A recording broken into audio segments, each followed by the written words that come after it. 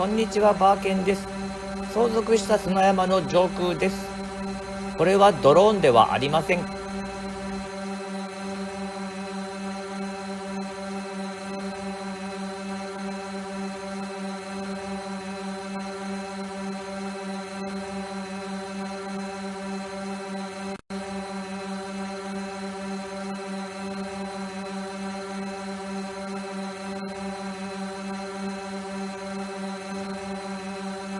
ここは米どころの新潟県です。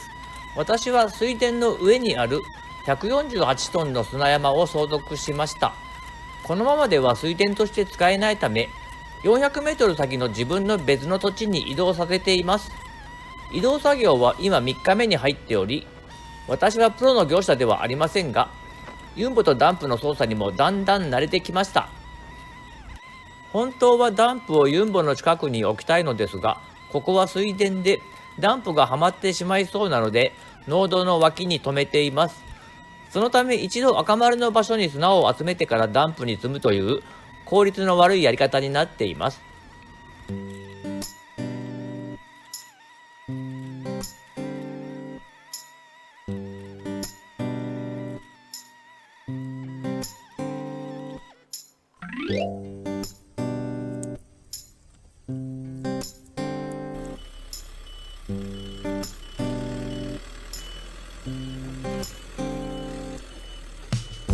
この日の最初の土砂搬入ですが、いきなりタイヤが滑ってしまいました。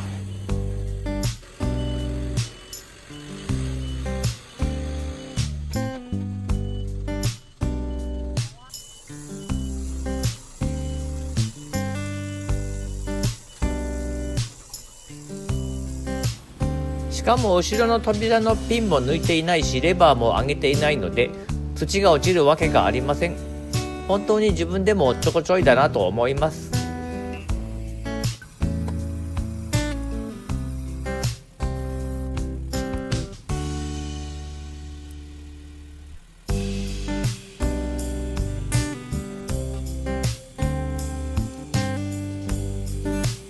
さっきはまりそうになった場所の前で止まるとダンプがはまるので、意地でもその前に行きました。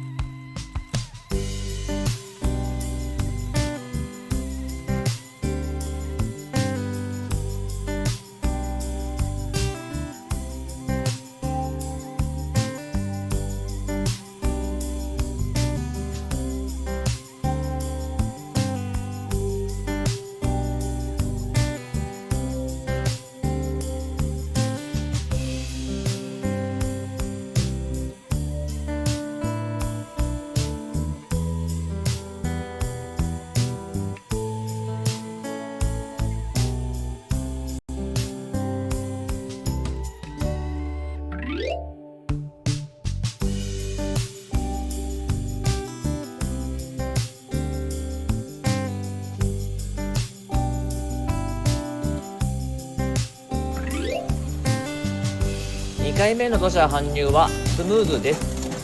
ガシャガシャ音が鳴ってますが、妻が隣で枝を粉砕しています。